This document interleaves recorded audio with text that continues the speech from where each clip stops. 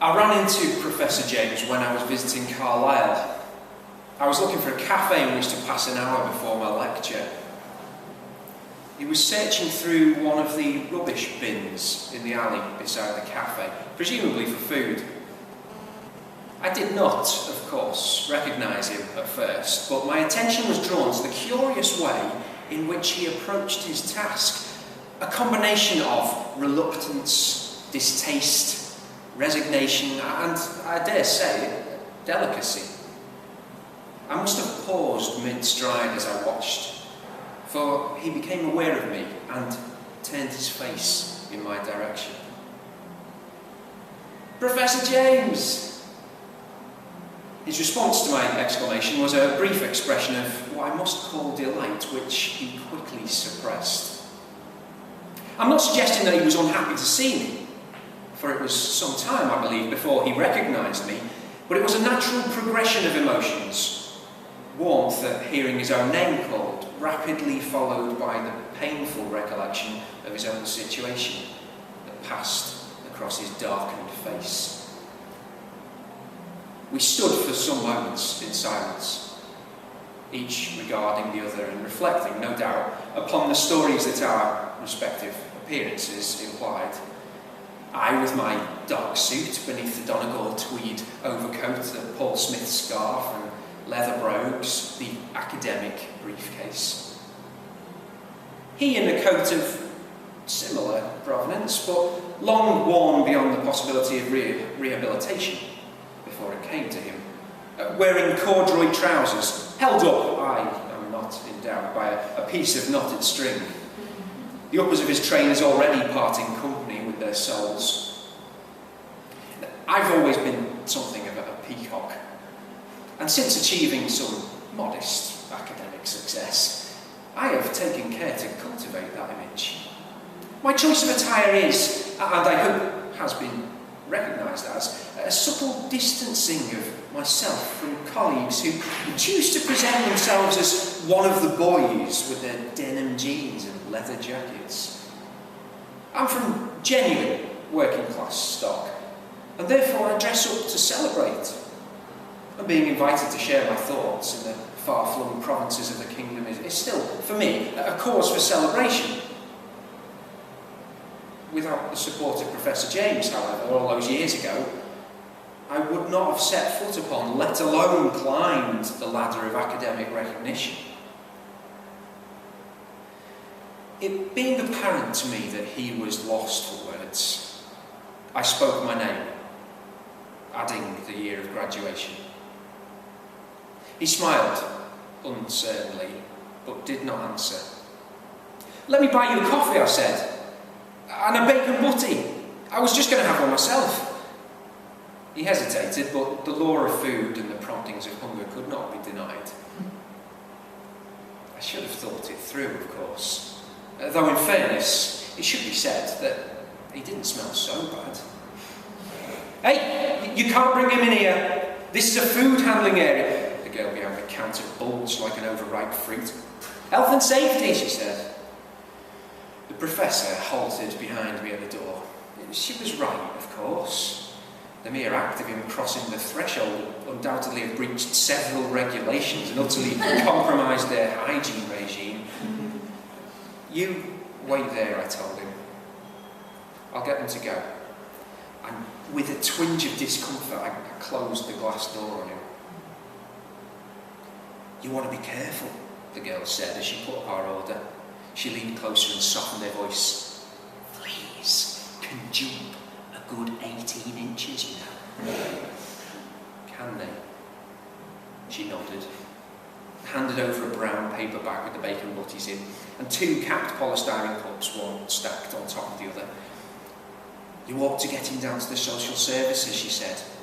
"It's no use keeping a dog and barking yourself." "No, quite," I agreed. I thought he'd taken himself off when I got outside, but he'd withdrawn to the alleyway. I set the coffee cups down on one of the rubbish bins and fished a butty out of the bag. He took it and a cup and seated himself across the alley from me. I stood awkwardly looking down on him. there was nothing else for it. Besides, I could have the coat dry cleaned, and it hadn't rained that day. So leaving enough room for the coffee cups to stand between us, I sat myself down next to him. By the time I was settled, he'd finished the bacon butty. He was glancing anxiously at my bag. I passed it over. His hands and face were dark and grained, like old wood. It's what they call the bloom of the road, I wondered. What happened? I asked him. He finished the second butty and rubbed his hands on the thighs of his corduroys. Then he told me a story. It's difficult to know where to begin, he said, picking his coffee cup up and warming his palms against it. It all seemed to happen so quickly. I was overtaken by events, you might say. Only it wasn't events so much as perceptions. Suddenly I saw things differently. I was overwhelmed by the supposition that my life had no value. Not to me, not to others. But that was not all of it. I could see no way forward either. I could see no way to add new value to it. You may remember that Marjorie and I lived in a small house on the edge of town. I recollect you attended once or twice the small soirees I used to hold. I'd fallen out of love with the place by then, but Marjorie grew more enamoured of it as time passed. She was embedded, one might say, in the social networks that enmeshed it. I had few associates, and of those, most were connected with the university. When I retired, I discovered that I'd mistaken colleagues for friends. I'd mistaken also our drifting apart for liberal indulgence. It was no longer that we didn't mind each other building our own circles of acquaintance, but that we no longer cared. The girl from the cafe stepped out the side door and began to smoke a cigarette. The professor fell silent and sipped at his coffee. I wished she'd go away. The cigarette was small and white. She smoked it crouched down beside the rubbish bins on her haunches. Pale grey smoke with a hint of glue dissipating in the air above her head. Finally, she stubbed out the remains on the green plastic lid and pushed the debris under the lip before re-entering the building. But how come you end up here? I asked as soon as she'd gone. There were weeks of indecision, he said. The house was comfortable, and in truth, even in our detachment, we rubbed along quite well, as far as the practicalities of life were concerned. But we were beginning to recognise that we were no longer together in any meaningful way. Marjorie had set up a design consultancy of her own, and that had begun to take up much more of her time and her attention. Moreover, it was beginning to make her an income on a scale that neither of us had anticipated nor prepared for. My restlessness grew, and when it became apparent that Marjorie was generating sufficient funds to allow her to remain in the house alone, if need be, I began to consider the possibility of leaving. I had a good pension, you see, but of course it was insufficient for me to consider buying another property. I thought, however, that it might be possible to live quite practically on the road. You'd be amazed at how little the statisticians assure us it's possible to survive on. And I'd always been intrigued by the idea of the holy men leaving the family home after the children have gone away and seeking enlightenment out in the world. With a cash point card and cash machines everywhere, I felt I could keep myself afloat. It's the cost of maintaining houses and all that we fill them with that eats up money. It all worked reasonably well to begin with, but, well, things began to slip. And it was tedious, to be honest. The conversations I had were fleeting and not at all philosophical in their outlook.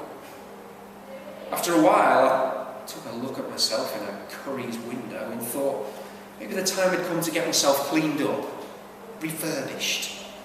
There was money to be had.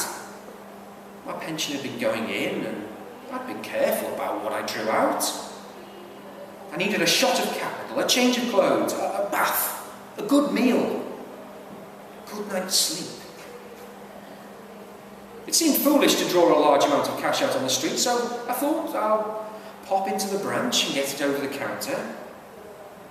That proved to be unwise. They weren't entirely happy to see me, like a young lady there. He nodded to the side door of the cafe. They took my card, asked a lot of damn fool questions, and suggested they might ring Marjorie. Then somebody seemed to say the word police. It's funny how your attitude to police can change. They used to call me Sir once upon a time. You'd be surprised at what they call me now. Anyway, I bolted, and it was only later that I realised I wouldn't be able to get the cash machines to work anymore. Since then, it's been rather bloody. Marjorie will have got a younger man in by now, I expect. He drained the coffee dregs. We sat in silence for a while. My coffee had gone cold. I wasn't interested anymore. I looked at my watch. It was time I moved on. I must be going, I said. What are you talking about? He asked. The framing of stories, I said, from Dickens to McCormack. Interesting, he said. I hope so. I got up, I dusted myself down. We'll not shake hands, he said, with you going on somewhere else. I felt guilty about that, but I went along with it. I left him the change out of butties, about 14 quid, I think. When I got back home, I looked him up on the net. His books were still on sale, his blog was still showing, though it hadn't been updated for a while. Someone had added a text box to it that invited anyone who knew the whereabouts of Professor James to call in. Well, it was the least I could do. He was in Carlisle yesterday, I told them. But whether or not anything was ever done about it, I don't know.